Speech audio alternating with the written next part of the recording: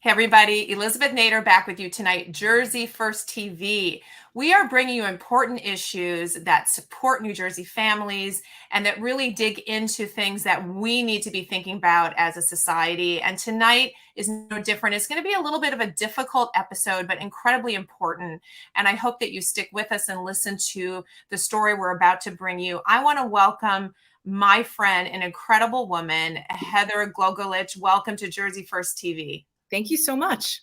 Heather, I've talked to you before. I know your story, and I thought, you know what? Our audience needs to hear from you. You've got an incredible story to tell and advocacy that you have for victims of domestic violence. And I want everyone to know, by the way, no small thing, you happen to also be a lieutenant in the police force in Morris County and actually in my town, which I love because that makes me feel that much safer. But you're an intelligent woman committed to what you do. You to experience domestic violence and also to be a lieutenant, to be a policewoman, to see this firsthand with other people is incredible. So Heather, I don't want to wait. Let's get into the story. It's going to be tough. And I do want people to know this may be triggering for some people, but it's important to hear what Heather went through so we can begin then to transition to talking about helping other people.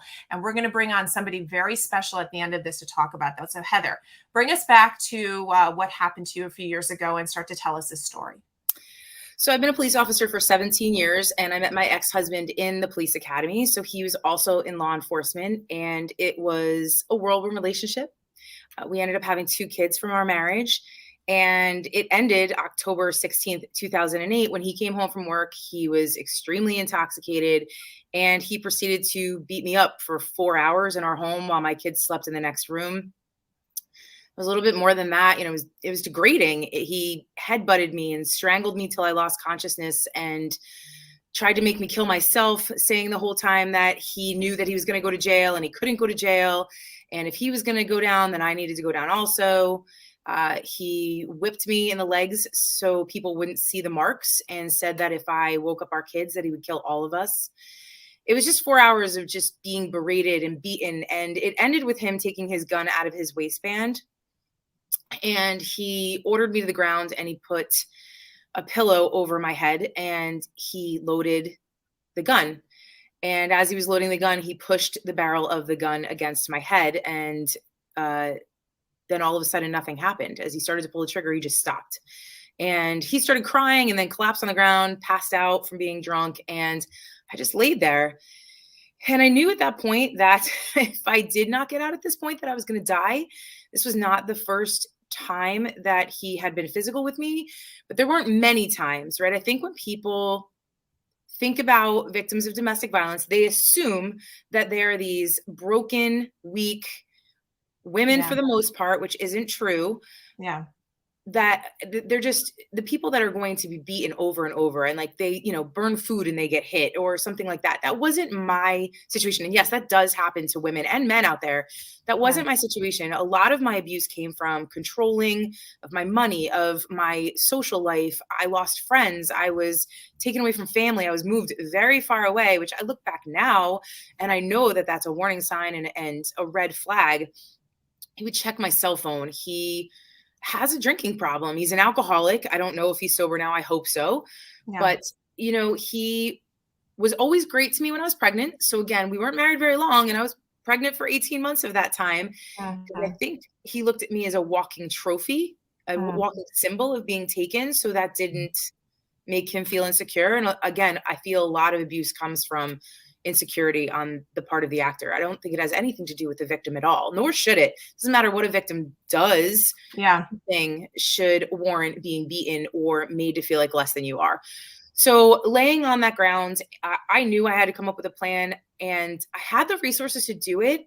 However, everybody always says, you know, you're a police officer. You're this strong woman. You have this personality that just seems like you will do anything you need to. Right. And the entire time I felt like I couldn't tell anyone. There was this embarrassment factor of me being that image to other people. How am I going to tell the guys I work with that I am weak-minded and weak physically and couldn't take care of myself in my own personal life and expect them to believe that I could take care of others and take care of them if I needed to on the job? So there was a lot that had held me back for a really long time. And there was a lot that really held me back that day from calling 911. I called more times than I can remember, hung up.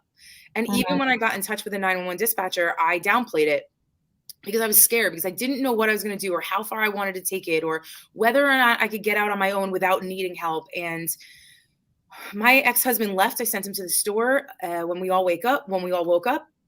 And I was like, I need you to get a bunch of things. I put a bunch of things on the list I knew he wouldn't be able to find. Yeah. And when I didn't answer him when he was calling me, he started text messaging me like, I know you're trying to leave. I'm coming home. I'm leaving all the groceries here. And he had taken my car keys. So that wasn't even an option for me. And luckily I had both my kids with me, and the dispatcher legitimately, I think, saved my life today, because to this day, I don't know where they found his gun because it wasn't in the house. And she sent the cops to the grocery store to arrest him there or take him into custody there. And I really do believe that if they had come to the house, something else could have happened. He wasn't expecting that. Yeah. And it was brilliant on her part. I still have yet to get to thank her. But, you know, the next couple years, and even to this day, I mean, almost 13 years later, it'll be 13 years on Saturday, there are still issues that I deal with from it. It's not something that you ever can forget about, right? It changes you as a person. There are things in our lives that will constantly change us. I mean, things like just COVID has changed everybody as a person and how they react. But this just stays with me. And on a level where I feel like, how do I let what I went through not serve a purpose? Right. And it wasn't easy to come forward. I had to wait for a lot of things to go through. You know, I had to get done with the criminal charges and the restraining orders, and I had to go through a divorce, and I still have to share custody of my children. And it's all ways that you continue to be re-victimized, which is why I can see why victims don't have the strength to leave, because it's just easier to take a beating sometimes than to deal with the aftermath of it all. And so let me ask you something, Heather, because one of the things about this, I think, is the buildup to it, because you make some interesting points about, you know, what he had done before and not done before, and you being also a police officer and walking into these situations. Now that you look back, what pattern do you see? How do you say to a woman that maybe right now she's just being emotionally abused? Maybe it hasn't turned into physical yet, but it's still abuse. What do you see going back now? And when you see other people, because you have to go to homes, you get those calls, you walk in, you're on the other side of it.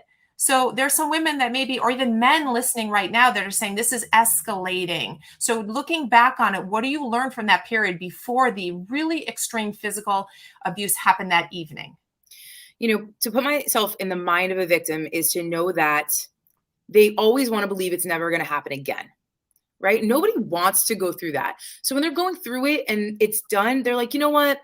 Maybe he really does. And I apologize for saying he, but that's your experience. Astronomically, as far as numbers and reporting, women come forward as abuse victims, sexual assault victims. And I'm very aware that men are abused. I think a lot more men don't come forward because they think that they have to hold on to that machismo of not being a victim. But I think that hindsight is 20/20, and most people can be manipulated to believe that those red flags are not red flags, that they are someone caring about you, right? I check your phone and I want to know where you are because I want to make sure that you're safe. Right? Well, you're not my father. Right? So that is kind of the balance for me. Right? And I try to teach my kids that, because I think as a parent, we do have to control where they go and understand where they are, especially up to a certain age. And I try to always say, like, the difference here is that I'm your parent and I'm legally responsible for you. And when you're an adult, you're responsible for yourself. And while it's really nice for someone to care about you, you should be able to take care of yourself. I tell my husband all the time, I don't need you, but I do want you to be the person that takes care of me. And I think that's the balance. But when they start to check your phone, you know, I'm a big advocate of not sharing bank accounts, just because I went through financial abuse as well. I like to be able to have my own money. Somebody can't see where I'm going, what I'm doing. Not that I have anything to hide, but again, it's just another way of manipulation that even if you're not doing something wrong, an abuser will use that as a tool to make you feel bad about yourself, to make you feel like you're less of a person, to take money from you so you don't have the ability to get out if you want to. And, you know, there were things like I'd be on the road and I'd be on a really bad crash. And of course I wouldn't have my phone on me because I'd be tending to victims of a crash. And he'd be like, why did you take so long to call me back? You were probably with your partner. And blah, blah. I'm like, you know, it was just constant exhaustion of having to explain what I was doing. even though everything I was doing was on the up and up. So it's all those little things. And when I look back now, when I look at the fact that he never liked my friends, he didn't want me to play softball anymore. He told me I didn't need to go back to college because I already have a job. Why I go back and finish my degree? There were all these little things that when you put them together and you look back, you absolutely can see a clear picture of abuse leading up to him being physically controlling. And when somebody is physically controlling of you, it has nothing to do with them necessarily wanting to control you as a person. It's because they can't control who they are as a person. Yeah. That's right. It really comes down to them. And that is the biggest thing that I talk to victims about, because they're always self-blaming. They're always like, how could I let this happen? Or maybe I deserved it. And when it comes down to it, it truly is about the person who is physically or emotionally or sexually abusing you. It's their lack of control. It's their low self-esteem. It's their inability to believe that they can be better and actually be disciplined to be better. Well, what you're illustrating there is transferring the blame, if you will, away from the victim to where it belongs. And the victims tend to say, I've done something, I've triggered him or her. And talking about all the triggers up to it, or red flags that you have seen, things that have happened. And we're gonna bring on a friend of yours when we're done telling your story that is really going to address this issue about victims tracking these things that happen to them. Heather, when you finally called in, obviously this was an extreme situation. You'd been abused for 4 hours physically. You thought you were going to die. It was an extreme evening, right? So when you call in, though, you'd never called in before, had you? Had you ever called in on him? And what happens to victims when they call the first time? Don't they feel, and don't they get asked, well, you've never called before. What's this history? Did this just come out of the blue? Address that issue. Yeah, and that's a huge issue. And again, that's a lot of the pushback that I received when I came forward, which I think is extremely unfair. Victims of domestic violence, their power is taken away from them. And they're empowering themselves in a very small way when they come forward. And to not be believed, and I don't mean on a personal level, but on a law level, right? So when victims come forward and they report things, the only time that anything that they say can be admissible as far as a past incident that was unreported is when they're filing for a restraining order. And then when they are trying to go for their final restraining order, it can be used if there's a trial for that. When charges are there, you can't unless you have proof. And again, when it comes to proof, it's how do we prove this is real? Was it fabricated? Did he or she walk into a wall? Did he or she get that doing something else? Like, how do we know that this person perpetuated this crime against this person? And I don't want to take away too much thunder from Sheri, but she has created an app that allows the legal system to be able to utilize past incidents that went unreported to law enforcement to be used as evidence for future charges. Yeah. It's incredible because, again, the ability to be able to talk about what happened to you before is not easy, right? When victims come forward and they finally get the ability and the courage to ask for help, right then and there, all they want is to be safe. That is it. Right then and there. They do not want to talk about all the other stuff because, again, then we're going back through it, right? Again and again. We want you to just address this. We want this one time to be enough.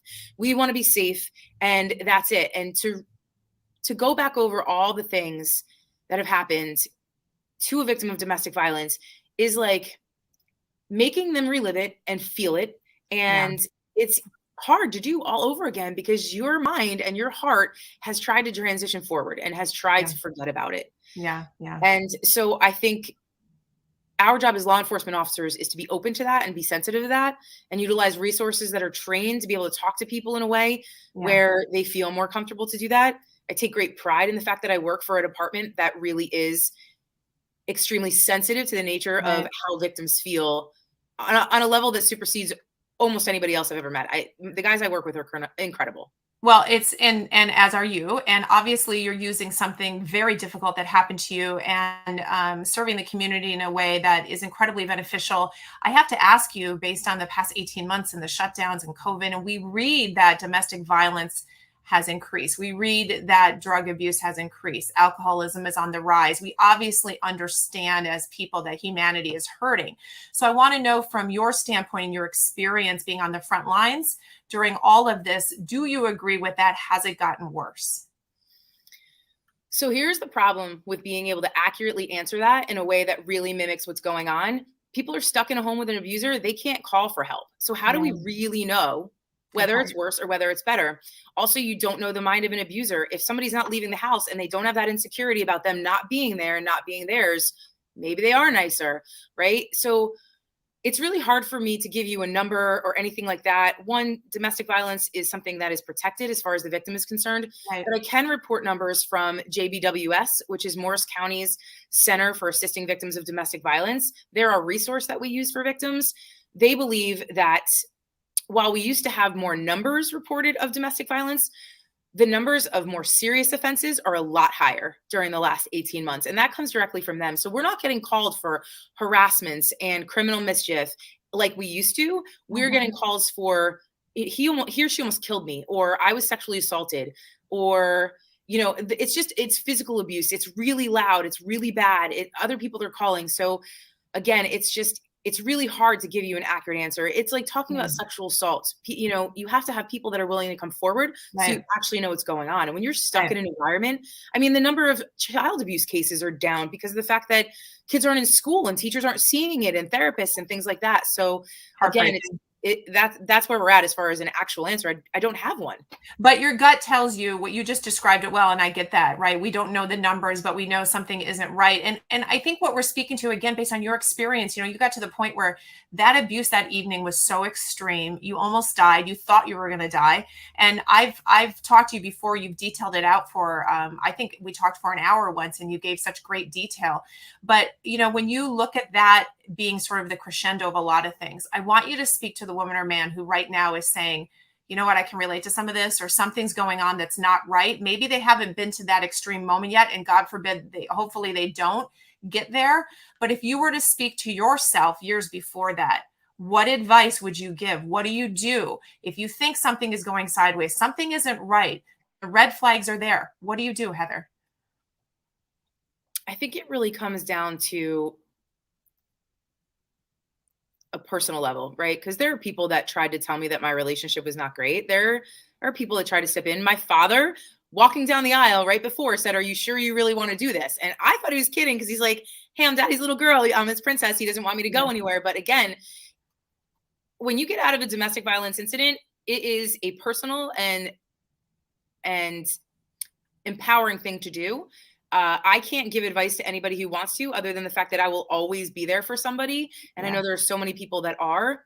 I think it really comes down to self-worth and self-growth, and just continuing to not believe the negative about yourself and to pull out all the positive that you can think of about yourself, the things that make you happy, and realizing that love shouldn't hurt, that love is about respect. And wouldn't it be funny if just the entire world felt that way on every single level? How great we would be with every single issue we deal with, that people just respected one another and appreciated a difference of opinions and understood that there's ways to communicate without yelling or putting people down. And to realize the best advice I've ever been able to give somebody who actually took it to leave, and not because they actually wanted to, for themselves, was, if you have children, and most people in serious domestic violence that I've come in contact with have a child in common with that other person, which is why they don't leave. One of the reasons, would you want your son or daughter to either act like that or be treated like that? And if the answer is no, then that should be more of an inspiration to leave than to stay and deal with what you're dealing with. You know, I hear so many times parents say, "Oh, my kids don't even know what's going on." They absolutely do know what's going on.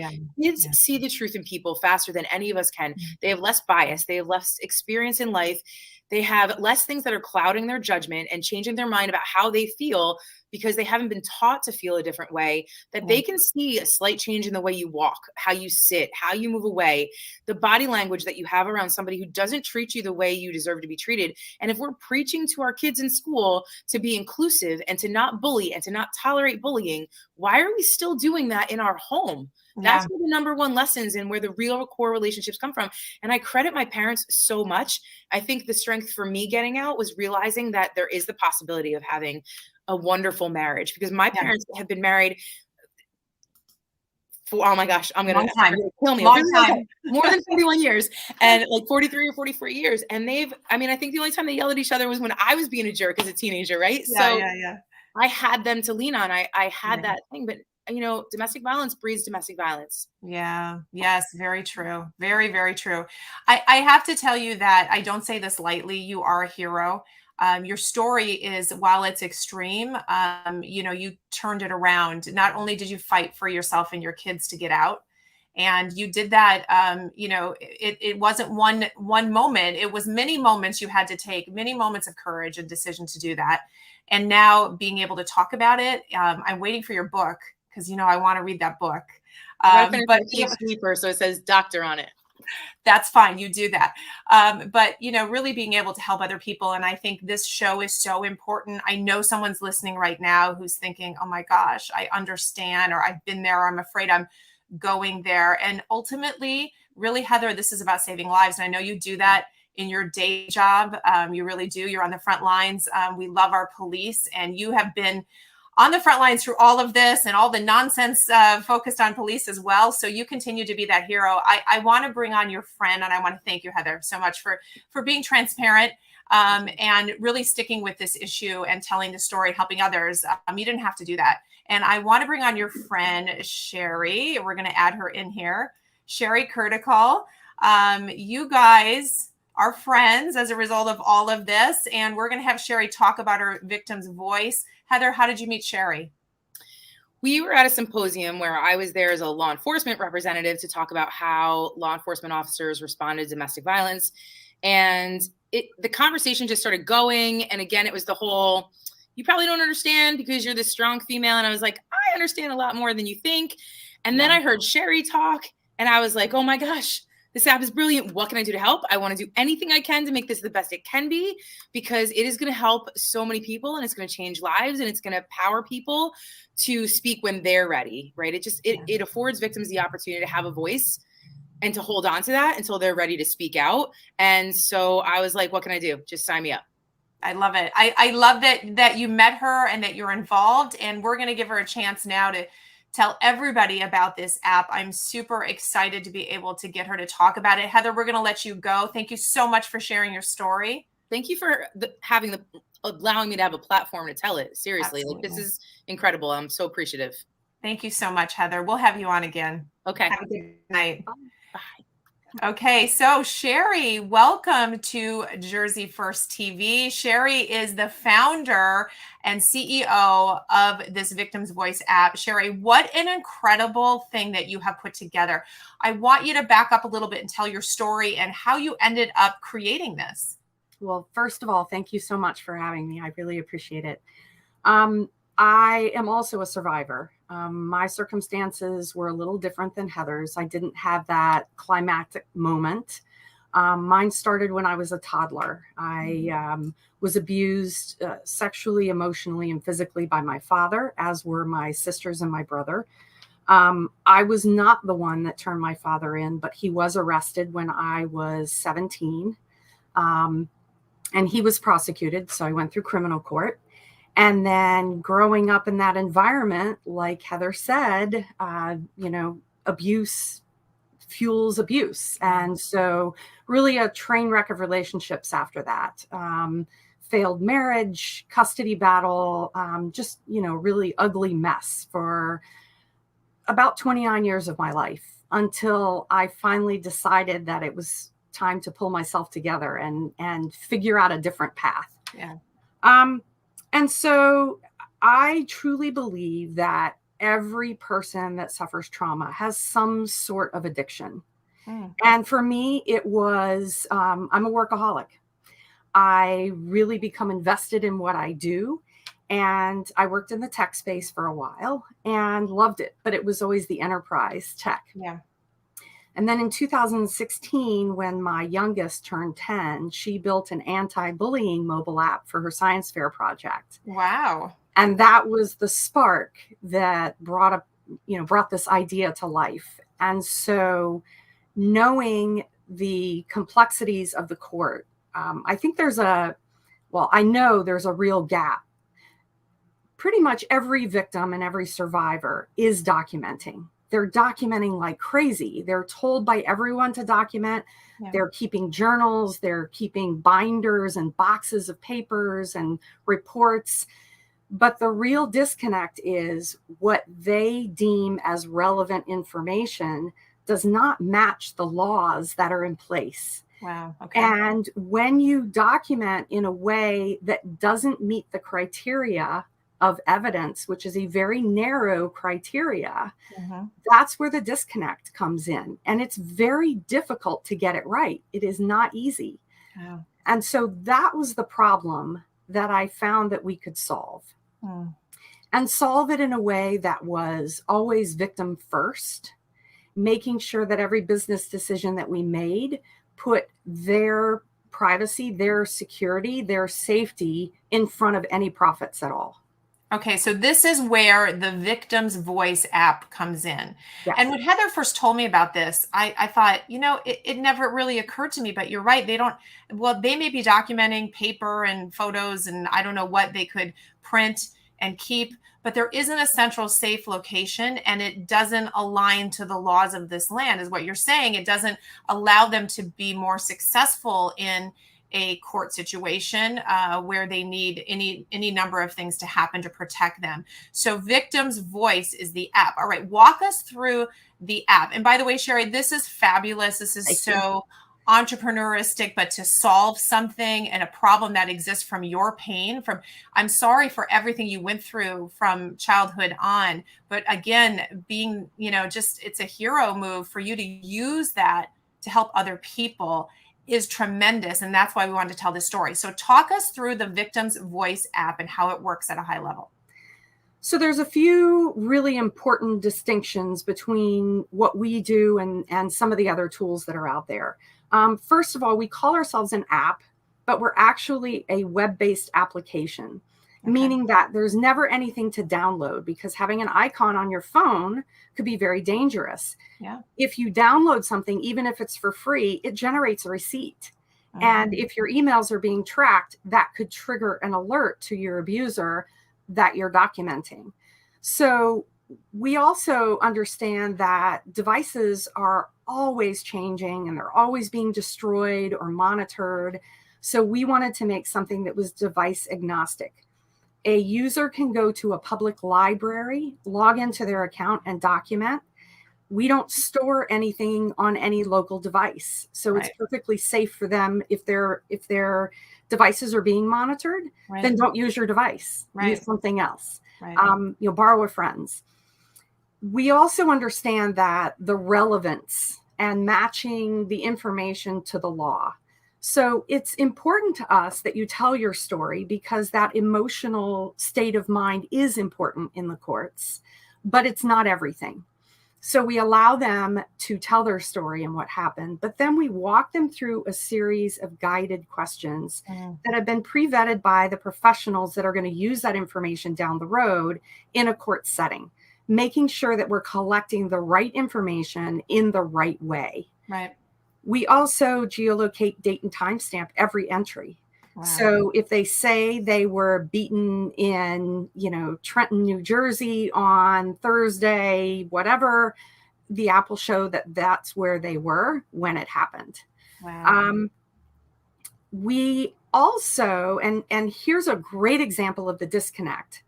We allow for images to be uploaded and we encourage a ton of pictures.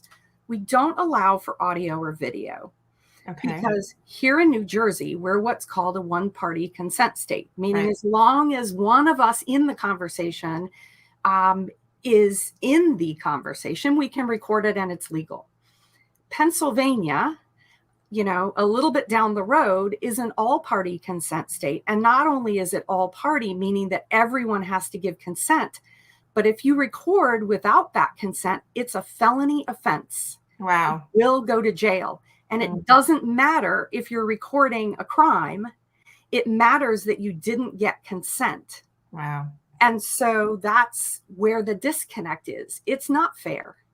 But you have to take into account the different states and the different laws, and you've done the work to do that. So in a situation like New Jersey, if a victim had audio and video, it's not going to be put into this app because you have to structure it for all 50 states and the different laws. What would you advise someone do with that evidence, if you will? Yeah. So we teach them how to transcribe.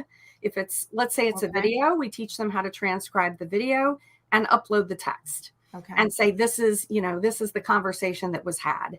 And then they can take screenshots of the different frames in the video and upload those. And if you're in a state where it is legal, then mention where that video file is being held. Yeah. If it's not legal or you're not sure, don't mention it. Don't mention it. And that's a lot of work, Sheri, that you guys have had to do to keep on. And these things change too. You have to stay on top of it so that in a situation where a victim now needs to go to court or is in a situation where they need to prove all of this, they have been collecting. All of this information is stored within your application. And they simply then bring that up in what format? How is that delivered to the court? Yeah. So in addition to being able to record what's important, the way it needs to be recorded, we have to certify to the courts that what's called chain of custody, meaning that the data that goes in has not been touched or tampered with in any way, shape, or form.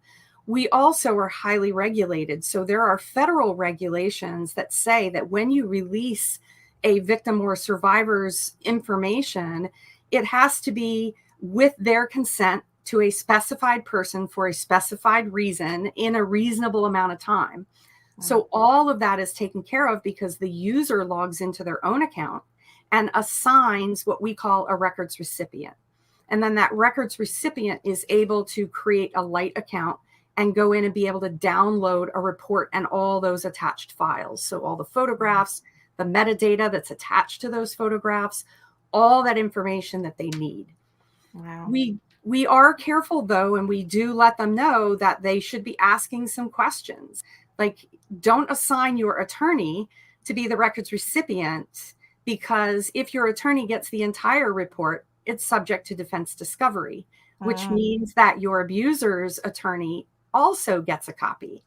And so we're just very careful, all those places where a victim can be re-victimized, to make sure that they're kept safe and their information is kept safe.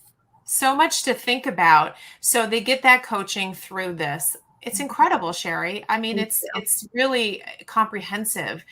This has a small fee associated with it, but I also noticed on your website that people can donate if they can't afford it. Obviously, this is no small thing for you to put together and keep going. You have to stay on top of everything legally everywhere in all the different states. So you also have a program where if someone cannot afford it, they can apply to receive the app or the ability to use the app, I should say, for free. Is that still ongoing? Yes. So we created what's called a partner program. And our partner program means that we partner with victim serving entities. So we've partnered with district attorneys' offices, law enforcement, victim advocate associations, nonprofits around the country. Right now, we have partners in 43 states. Wow. And those partners, part of their responsibility and their agreement is that they give a card, a license, which is an annual license, to anyone in their community that meets their criteria for free. Nice. So if someone comes in and says, I'm a victim of domestic violence, or, I need to be documenting what's going on and I don't have the means to pay $40 a year, they are obligated as part of the partner program to give them a license. So really, no one will be said no to, for the most part. You have almost 50 of those, 43 right now in place. If you need this, you can get this. And obviously those that can afford the $40 can go ahead and do it. How can the community help you? We need to get the word out on this. Obviously, this interview is one of the ways we're going to let people know who are hurting, who need this. But how can the community in general help your organization? So we are not a nonprofit, so we don't take donations, but our donations mean that you're donating directly to one of those nonprofits across the country that can accept the donation. And then we make sure that they get the cards and let them know that you were the donor for that card, if you choose. So they can simply go to our website, victimsvoice.app. And on the homepage, there's 3 squares, and one of them says, I can help. And they click on that. And then during the process of purchasing the cards, they can select one of the partners in our partner program, and that will automatically be sent to them. Oh, that's amazing. All right. So give that website again, victimsvoice.app. Yes. Okay. And all of our social media is Victims Voice app. Victims Voice app. Sheri, that's incredible. I have to thank you so much. I know we just really skimmed the surface of what this can do. I hope that right now someone listening understands that this is there for them and that people are creating things to help them. Between Heather's story, your story, and the ability to bring a solution to help humanity who's going through something that difficult. Sheri, I got to give you hats off. I mean, that's what Jersey First is all about. We're about families, and people are hurting that are going through this. They're feeling alone. For you to develop something like that is incredible. So I thank you so much, Sheri. And for anyone listening, please go to her website if you need help. There is someone there. She's partnered with all these nonprofits who can help you. There's no reason why you can't get access to this. Sheri, one last word to anyone listening tonight who has been in your shoes. I would say that even when the abuse doesn't feel like abuse, if it feels off, if it feels uncomfortable, it doesn't hurt to document. Because really, legally admissible documentation really doesn't matter until it does. And when you think it won't, and years have gone by, you want to document it instead. You can always just leave it there. You don't have to do anything with it. Yep. At least you've done that so that you're not sitting there without the years of evidence. Sheri, thank you so much. And to Heather, I thank you as well. We appreciate you guys. We'll have you back on. We will definitely advocate for this and hope that our listeners go and visit your site and support you. Thank you, Sheri. Thank you so much for the opportunity. Our pleasure. And to my